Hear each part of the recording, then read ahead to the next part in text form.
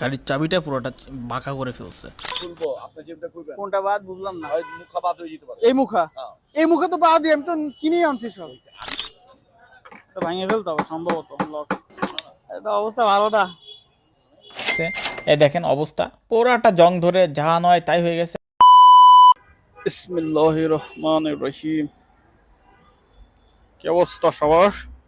ওরে মারে, রোদ কি পড়ছে আজকে। হেলমেটটা পর, হেলমেটটা মুছতে হবে। ওটা ময়লাই তো। আসসালামু আলাইকুম, কি অবস্থা সবার? আজকে অনেক দিন পর মোটর ব্লগ করতেছি। যাব হচ্ছে 10-এর দিকে। আর গাড়ি একটা সমস্যা হয়েছে, সেটা হচ্ছে লক পুরোটা লক চেঞ্জ করব। লক তারপরে এইটা এইটা পুরোটা লক চেঞ্জ করে ফেলবো। ডিস্টার্ব করতেছে। মিরপুর 10-এ চলে আসছি। আর মিরপুর 10-এ সব থেকে অ্যাক্সেসরিজগুলো ভালো পাওয়া যায়, কম টাকায় একদম অরিজিনাল অথেন্টিক মালটা পাওয়া যায়। এই যে সামনের দোকানটা দেখছেন, অলওয়েজ ভিড় থাকে ভাই, একদম অথেন্টিক মালটা দেয়, কিন্তু সে দামটা অন্য অন্য দোকান থেকে 100-200 টাকা করে কম পাওয়া যায়। ভাই ভার্সন 2 17 মডেল, চাবি লক আর লকার সহ। হ্যাঁ ভার্সন 2। হুম আচ্ছা, এটা হচ্ছে আপনার ওই যে 1650 17 মডেল হবে কত? হ্যাঁ হ্যাঁ ফেজান না ভাই, ভার্সন 2 প্লাস কেবল এটা কত?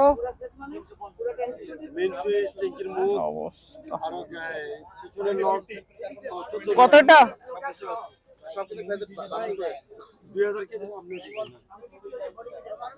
এটার দাম রাখবেন, এটার দাম রাখবেন। ওটার দাম 1400।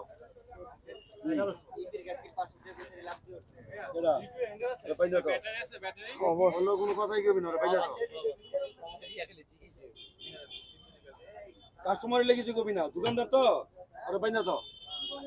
জিক্সের এসএমের ব্যাটারি আছে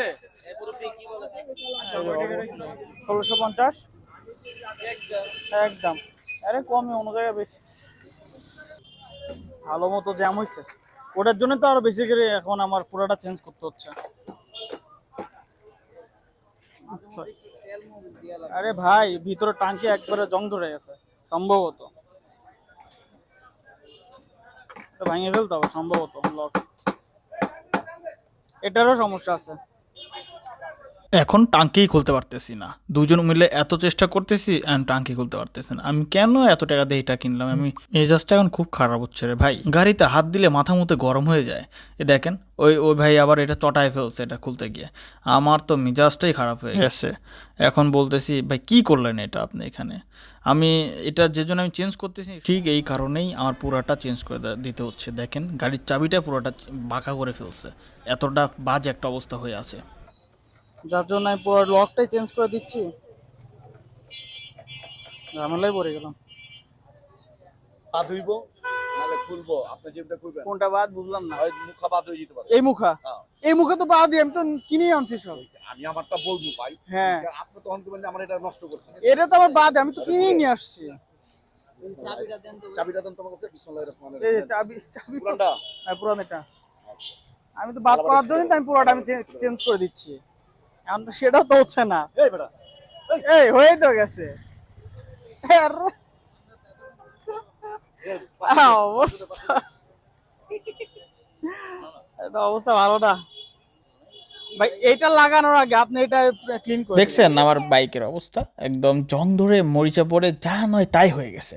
আমার মিজাজ গরম হয়ে গেছে যে এই অবস্থা। তো ভাইকে বলতেছি ভাই আপনি ওইটা নতুনটা লাগানোর আগে একটু ঘষে মুছে দেন ওখানে।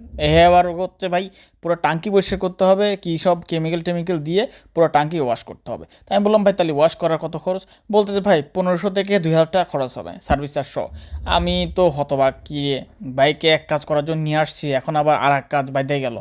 আমি আমার মেজাজ গরম হয়ে গেছে। এই দেখেন অবস্থা পুরাটা জং ধরে যা নয় তাই হয়ে গেছে। আমার শুধু আমার বাইক না, আমি যতগুলো বাইক এখন খোঁজ নিলাম যে 2024 এবং 23 সালের যতগুলো বাইকে তেল ঢুকাইছে সবটি বাইকে টাঙ্কি একদম মরিচা পড়ে নষ্ট হয়ে গেছে।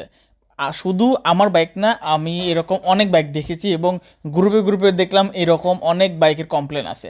সো এটার কারণটা কি আপনারা একটু কমেন্ট করে জানাবেন। আমার মনে হচ্ছে এটার কারণ হচ্ছে আমাদের তেল ব্যবস্থা। আমরা মনে হয় ভালো তেল, ভালো মানের তেল আমরা পাচ্ছি না। আমাদের কেমিক্যাল যুক্ত অর পানিযুক্ত তেল আমাদের দেওয়া হচ্ছে, হয়তো বা এইটার জন্যই এমন হচ্ছে। গাড়িতে হাত দিলেই টাকা, টাকা ছাড়া কোনো কথা হবে না, শুধু টাকা আর টাকা। এই যে হাত দিচ্ছেন, পুরো টাঙ্কি পরিষ্কার করতে হবে, টাঙ্কির মধ্যে জং ধরে গেছে, পুরো টাঙ্কি খুলে পুরো টাঙ্কি ওয়াশ করতে হবে। যে জন্য এই বালটা কিনছি, পুরো লক সেট চেঞ্জ করে দিলাম, তবে কাজ হচ্ছে না। এখন আমার পুরো টাঙ্কি চেঞ্জ করে ফেলতে হবে। মনের মধ্যে এক বুক কষ্ট জমে গেল টাঙ্কির এই অবস্থা দেখে। তো যাই হোক, যেহেতু হয়ে গেছে, এখন আমার সামনের যে চাবিটা আছে, চাবি রিংটা ওটা সম্পূর্ণ এটা চেঞ্জ করে ফেলবে। এই যে নতুন একটা নিয়েছি, পুরা অরিজিনাল সেট নিয়েছি, এটা এখন লাগিয়ে দিবে। আমার চাবিটাতেও ঝামেলা ছিল, চাবি দিলে পরে অনেক সময় লুজ কালেকশন পাইতো, হাত দিয়ে কানেকশনটা দিতে হতো অনেক সময়। সো নতুন চাবি, নতুন তালা, ওয়াও, আমার কাছে তো দারুণ লাগছে, বাইকটা নতুন হয়ে গেল। অন্যদিকে আমার ফেটে গেল ভাই। সব থেকে ডিস্টার্ব ফিল করেছিলাম এই টাঙ্কির মুখটা আমি একদিন পাম্পে গিয়ে তেল ভরার সময় দেখি আর মানে খোলাই যাচ্ছে না, মানে কি যে বিরক্তকর। আর আমার ওই সময় মনে হচ্ছিল যে গাড়ি মারি ভেঙে চুরে ফালায় চলে যায়। এখন আজকে আব্বাকে বলার পর টাকা দিছে, এই দেখেন একদম নতুনটা লাগাই দিচ্ছে, আমার কাছে খুব দারুণ লাগছে, ওয়াও নতুন একদম। আমি বললাম আর ভাই খুলে ফেলান, তা খুব স্মুথ হয়ে গেল, এইটুকু জায়গাটা সুন্দর লাগতেছে এখন।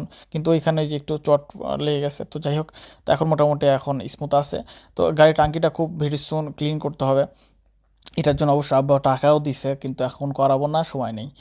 আর কি বলবো রে ভাই, এখন পিছনের লকটাও চেঞ্জ করতে হবে, যেহেতু পুরো সেট ধরে এখন চেঞ্জ করে ফেলেছি, কিনে ফেলেছি। তো পিছনকার লকটা এখন সম্পূর্ণটা খুলে ওইটা চেঞ্জ করে ফেলতে হবে। তো যারা গাড়ি কিনবেন বা গাড়ি ইউজ করেন, তারা অবশ্যই টাঙ্কিটা একটু দেখে এখন চালাবেন। আপনি দেখবেন যে টাঙ্কির অবস্থা খুবই বাজে। তো শুধু আমার গাড়ি না, বর্তমান প্রত্যেকটা গাড়িতেই টাঙ্কির অবস্থা খুবই বাজে অবস্থা, কারণ এটা সম্পূর্ণ তেলের জন্য হচ্ছে, তেলের মধ্যে পানি থাকার কারণে এই কাজটা হচ্ছে।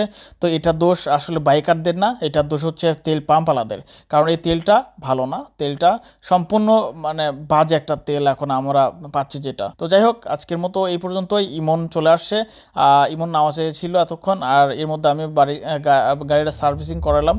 তো দুই ভাই এখন চলে যাব। তো এই পর্যন্তই, সবাই সুস্থ থাকবেন, ভালো থাকবেন এবং আমাকে সবাই ভালোবাসা দিয়ে ভরিয়ে দিবেন। আসসালামু আলাইকুম।